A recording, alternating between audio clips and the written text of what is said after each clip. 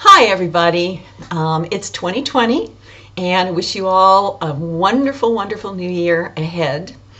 I thought today that I would address a question that I get quite often.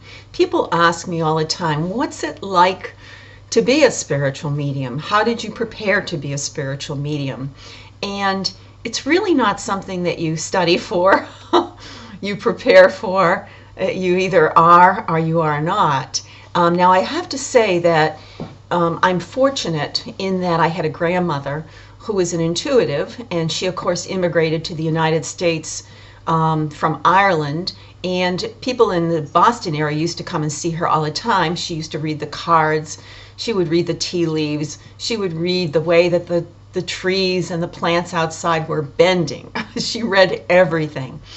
And I had the fortunate experience of sitting with her through many clients and just being around.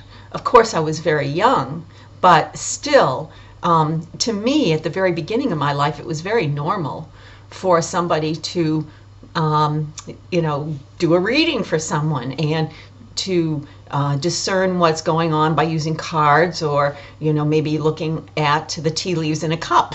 So that was kind of my upbringing. At the same time, in spending a lot of time with my grandmother, she was very religious. And I remember staying in her bedroom, and there was this huge picture of Jesus Christ on the wall, and she taught me how to say the rosary. So I was had the perfect upbringing for somebody who could appreciate both spirituality and religion. And so many folks split those two things apart. And I don't see any separation at all.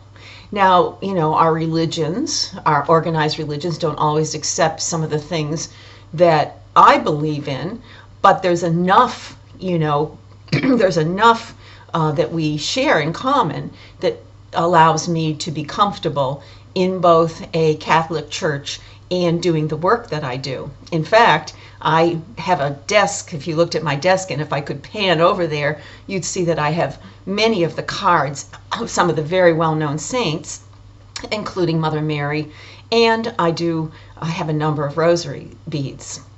So the answer to the question, what's it like to be a spiritual medium? Well, first of all, you have to be very calm. You have to be calm. And if you're a high-strung person, you have to tap it down. You have to get rid of that. And you have to watch your daily activities, the way that you live your life, in order to be able to step into that role. So in other words, you're not out all night partying before you're doing readings. You're not trying to see, 5 or 6 people a day and do readings. You get a good night's sleep. And according to Saint Germain, one of the key aspects of this is to eat a plant-based diet.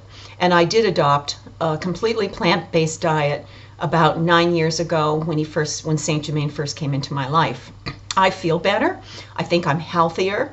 And according to him, there's a clarity in the channel when we don't eat animal products, because animals, unless we know where they're raised and the food that they're given, carry toxins, and evidently, according to Saint Germain, can affect the ability to be a clear channel. And that's very important when you're working with people. So I don't eat animal products, and I haven't for many, many years. And on a day that I'm doing readings, I only see 2 people. And if you come across a medium that's seeing, 7 or 8 people a day, I think there's something wrong with that, because I know from my own experience that first of all, I need time ahead of a reading to meditate and to be quiet. I need time after the reading to just kind of wind down. And then I can prepare myself for a second reading by sitting quietly for 30 minutes before the person, either I get on the phone with the person or I see them in person. And then by the end of that second reading, I've had, I feel good, and I'm not tired, and I feel that I was a clear channel for the information to come through, because I have to step aside. I have to, use my energy to exit, to be, let's say, across the room.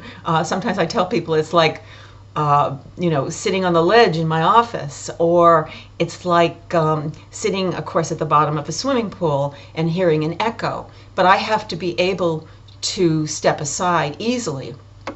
It's not, that's not easy when you're tired, or when you've been, partying all night or whatever. And so it's very, very important